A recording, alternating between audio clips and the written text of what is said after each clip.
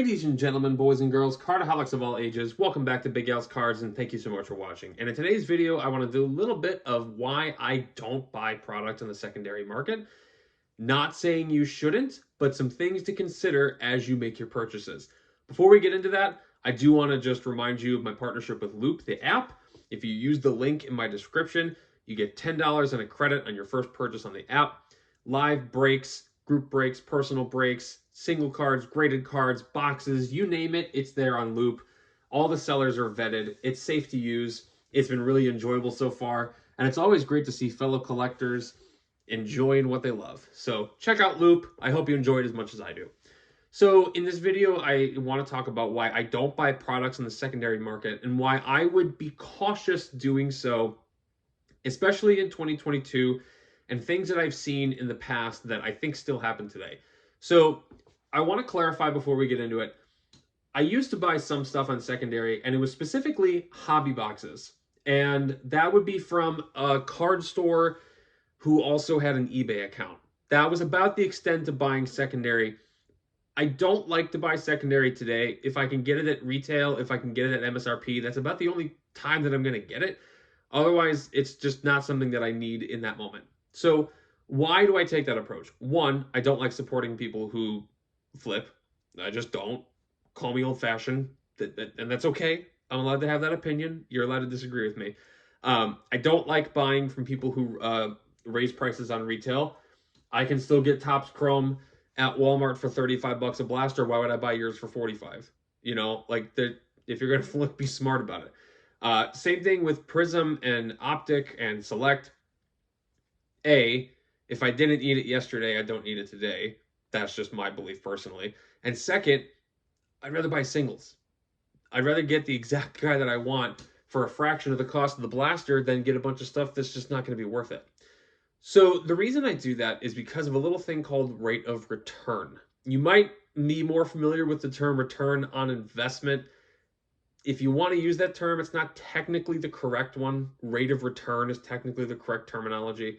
I know investment is the popular term. That's not even the right term to use, but I'll talk about that at some other point. So your rate of return, basically, if you bought a box, let's just say Topps Chrome, for $35 at retail. I'm going to ignore tax. We're just going to stick with 35 for a nice even round number, okay?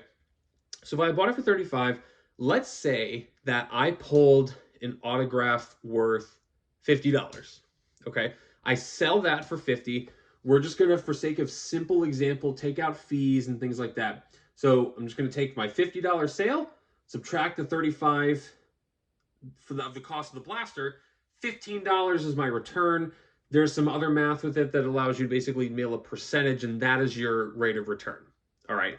So the more you pay for a sealed product and you open it, and if the cards are still having that same consistent value, your rate of return and your return overall is going to be less because you've bought at a higher price. So let's say I bought a Topps Chrome Blaster for $45 on eBay. Why anybody would do that, I don't know, but let's just say that I did. I pull that exact same $50 autograph. I sell it. Now, because I paid $10 more, my return goes from $15 to $5. It's a risk. It's a gamble. I think we all know that sports cards are basically gambling. Some channels more than others. Not that I'm going to take jabs at them, but it's a gamble. You want to basically try to maximize as big of a return as you possibly can. And retail sports cards are specifically a great opportunity for you to have a higher possibility of a rate of return compared to a hobby product. So if you were to spend, let's say, $30 on a select football blaster, you have a much higher chance of achieving a positive rate of return than you would if you were to buy a select hobby box for $1,500 or however much they are these days. And I think the rate of return also depends on the sport. Football, basketball tend to have more overinflated prices, specifically at the hobby level, but even at retail and specifically from people who buy up everything and flip it, compared to baseball. Topps Fire Hobby is only $80 a box. And you have a much higher chance of having a better rate of return out of that product than you were to, say, out of select football. 2022 Finest Flashbacks, I like to think I did great. I paid $200 for that box, and I did great. 2020 Finest Flashbacks, the other, I'm just going through my line in the background here. That was $55 a box, and I made a killing back in the day. So obviously, whenever you open any kind of sports card product, you want to achieve some kind of positive rate of return or as high of a gap closing return as you possibly can. So even if, let's say, you paid $200 for a box and you only make back 100, that's better than only making back 50, right? You're trying to close the gap as much as possible. You're still losing, but you're not losing as much. I think the goal, of course, is to lose as little money as possible, but I digress. I don't buy in the secondary market because it does have a smaller chance of a rate of return because I'm paying a higher price for that product up front. Now, this is not to say that you should not buy product in the secondary market. Sometimes that's the only way people can get these cards. If you want to open a Prizm Blaster, depending on where you live, buying in the secondary market is the only way you're going to be able to do that. So I don't want to discourage anybody from doing it. I'm just explaining why I don't do it, or I would take great caution in doing so. But the other reason is there, and this has been on Twitter at least last year when Donruss 2021 came out. People waste stuff all the time, and they basically sell the stuff that does not have a hit in it at that higher markup. And you as the consumer don't know that, and therefore you are paying more money to potentially get a hit, but you're probably not going to get one because they've waited out. So let me give you an example, and bear with me as I try to find something that's going to be a little bit thicker in card stock to kind of explain the difference. So let's say, here's a good example. Heritage Chrome. Here's my example here in Heritage Chrome. I'm going to take this Bo Bichette out. Sorry to Bart, who's going to actually be getting this card. This is part of your pile. Hope you enjoy it. You can kind of see, maybe you can't, but it's not necessarily just a little bit thicker, but it does have that more refractor type surface. Believe it or not, that's probably going to weigh more than a regular Heritage card. Another great example is in Topps Chrome. If you guys have ever noticed this, the hits are on a thicker cardstock. So if you pulled an autograph or if you pulled a numbered refractor, that's actually going to be on a thicker cardstock than a base card. So you bet, and I can name accounts on Twitter who do this, you bet that people will buy up a large stock of a product, weigh out the heavy ones, keep those for themselves, and then sell the ones that don't have hits at higher prices and make more than their money back.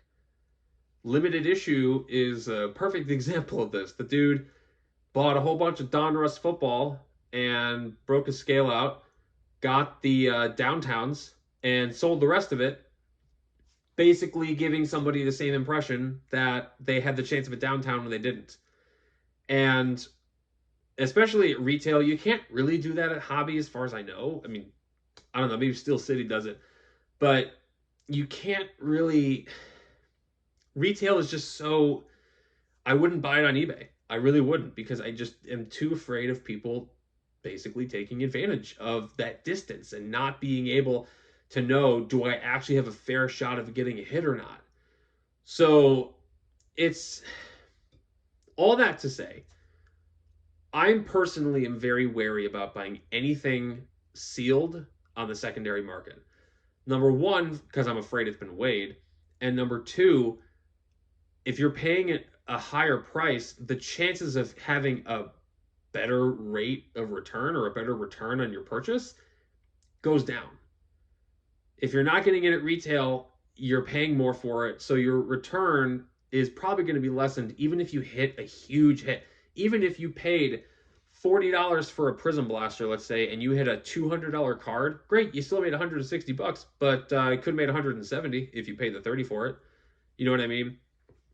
That's just me talking about why I don't do it. Like, if you buy, this is not a video to discourage you from buying in the secondary market. Again, sometimes you kind of have to. If you want to get any kind of product, you don't really have much of a choice. You have to buy on the secondary market if you want to rip certain things. But I would say this video is hopefully meant to be educational and help you determine, okay, is this really worth my buying? Or is this seller trustworthy? Do your research, check their feedback. You never know. Even if they're all positive, sometimes positive because it's eBay is the only way that they can leave any kind of note about non-payer or it was weighed or whatever the case may be. So do your research. Buy from people you trust. That goes in anything. Breaking, card shops, buy from people you trust. It makes a huge difference. That's my rant. Let me know what you guys think about that in the comments below. I appreciate you guys listening to me for that. Please leave a like, subscribe, hit that notification bell so you don't miss out on any videos in the future. Don't forget to check out the Loop app using my link in the description. And until next time, bye-bye.